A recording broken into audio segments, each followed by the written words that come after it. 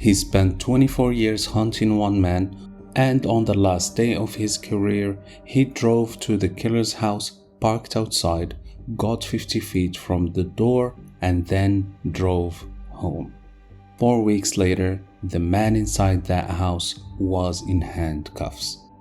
He was 72 years old, a retired police officer living in a quiet suburb, and for 40 years, he was the most prolific predator in American history.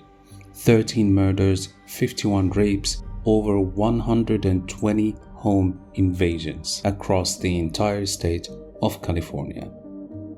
This is the story of how that happened and why, if Holes had knocked that door, he would never made it back to his car. 1994.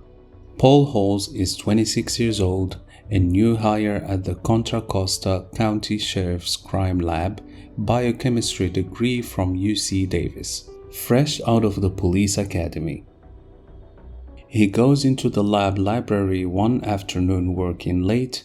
In the back corner, a file cabinet nobody uses. He opens the bottom drawer, EAR, the East Area Rapist, a case from the 1970s. He had just finished reading a book called Sexual Homicide, Patterns and Motives, the text that Mindhunter is based on.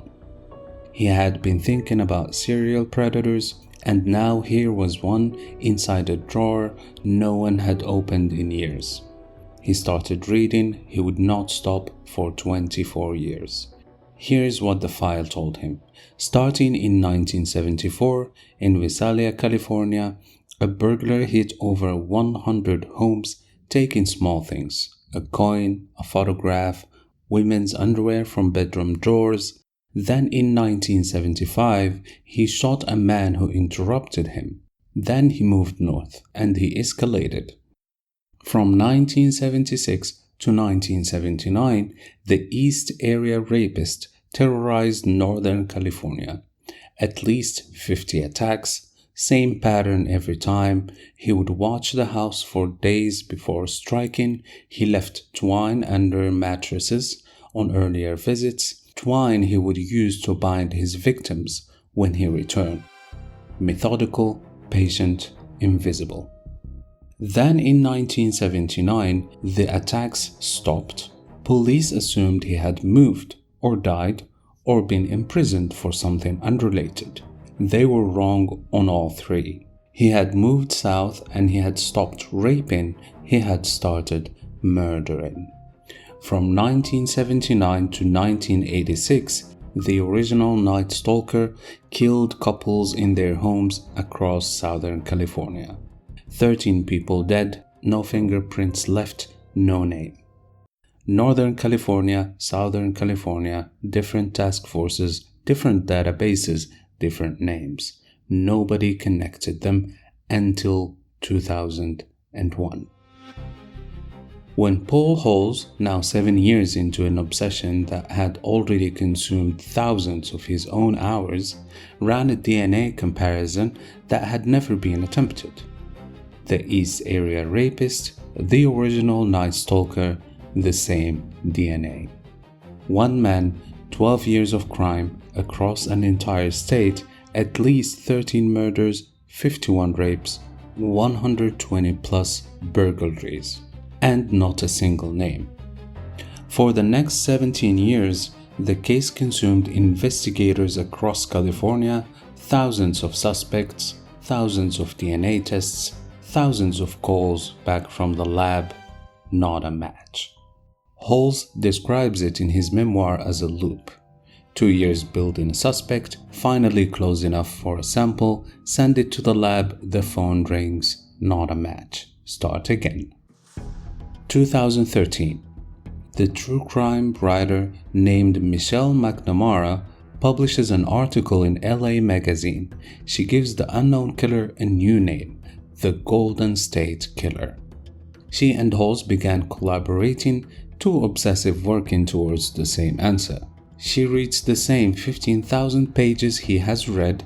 She has the same crashes he has had.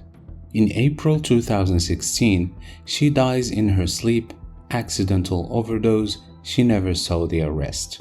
Halls would later call her the Golden State Killer's last victim. 2017, Halls attends a forensic conference. A researcher mentions using public ancestry websites to find a distant relative of an unknown DNA donor. Halls sits very still. If you could find a second cousin through a genealogy website and build a family tree backwards from that cousin, you could eventually work your way down to a list of living people. Living people in California, roughly the right age. He calls a retired patent attorney named Barbara Ray Venter. She is 69 years old. She got into genetic genealogy to help adoptees find their biological parents. She has no law enforcement background. She has no idea what she is about to do. Halls uploads the Golden State Killer DNA profile to GEDmatch. Over 1,000 matches come back. Distant cousins, second cousins 3 times removed. None of them the killer. All of them a threat. Ray Venter builds backwards through generations, common ancestors, bloodlines, then she builds forward, narrows by geography, then age, then gender. Thousands of possibilities become hundreds. Hundreds become dozens. Dozens become 6. 6 men. One of them is Joseph James DeAngelo. She ran a file check, a phenotype analysis. What physical traits does the DNA predict? The Golden State Killer likely has blue eyes. She pulls California DMV records of all 6 men. 1 man had blue eyes. Joseph James DeAngelo, retired police officer, Citrus Heights, California, 72 years old. Now, the detail I asked you to hold from the beginning. In 2001, when Halls connected the East Area rapist to the original Night Stalker, he created one unified DNA profile, one data point for 1 man who had been operating under 2 different names for 12 years. That connection, made quietly alone between other cases, is the reason Barbara Ray Venter had something to upload to GEDmatch 17 years later. No link in 2001, no name in 2018. The case Halls eventually solved was built on the work Halls did in year 7 of a 24 years obsession. He just didn't know it yet. March 2018, 6 suspects, DeAngelo at the top of the list. They need DNA confirmation without alerting him. April 18th, investigators follow DeAngelo to a Hobby Lobby. While he shops, they swab the door handle of his car. Results? Inconclusive. 3 days later, they collected the trash from outside his house on garbage pickup day inside a used tissue. They tested the DNA on that tissue matches the DNA from a double murder in Ventura County, 1980. It's him. It has always been him. April 24th, 2018, Joseph James DeAngelo steps out of his front door in Citrus Heights. Sacramento County Sheriff's deputies are waiting.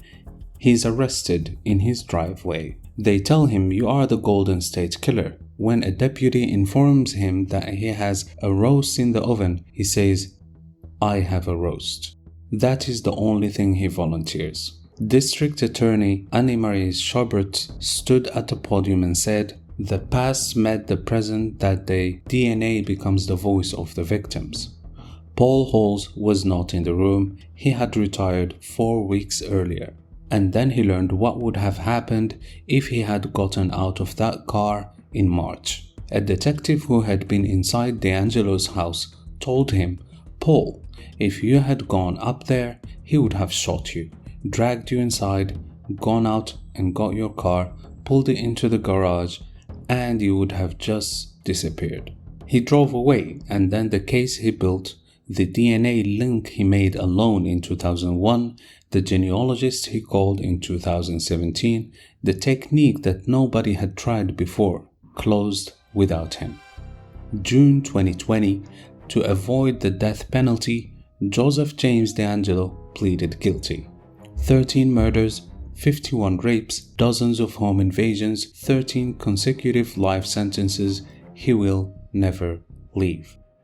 13 families got a name, 51 survivors got a conviction, and a retired detective watched the sentencing on television from his living room in Colorado Springs. This is a question that still goes unanswered. Not who, why. Why did he stop in 1986? Why did he become a police officer, spending decades protecting the same communities he had destroyed? Why, when detectives knocked on his door in the 1990s during routine canvassing, did he answer calmly, say nothing useful, and close the door? DeAngelo has never answered those questions. In August 2020, 53 survivors and family members read victim impact statements to his face in Sacramento courtroom for 3 full days. He did not speak. Paul Hall spent 24 years on a case that the system had decided couldn't be solved. He worked it alone between other cases, on evenings, on weekends. He made a connection in 2001 nobody asked him to make. He called a genealogist in 2017. No one told him to call. He drove away from a house in March 2018 when every instinct said knock. That restraint kept him alive, and it kept the case alive. Because here's what this case actually teaches. The best detective work is never the dramatic moment, it's the file cabinet nobody opened, the connection nobody thought to make, the detail that sat waiting for someone patient enough to find it. And the detective who drove away because he knew the case mattered more than the moment. The next case on this channel begins with a dead man on a beach, no name, no cause of death, no explanation. And investigators spent 70 years trying to answer a question most people never think to ask. Not who killed him, but who was he? That one is already waiting for you.